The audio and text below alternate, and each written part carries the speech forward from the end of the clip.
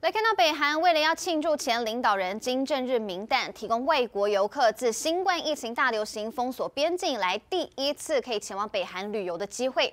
而开放的地区是北韩边境罗先的团体旅游。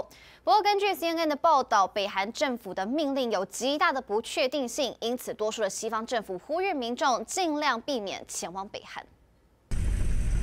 Even by North Korean standards, Rason is not exactly a tourism hotspot. A remote economic zone closer to China and Russia than the capital Pyongyang. Rason is known for its shoe factory and banking system.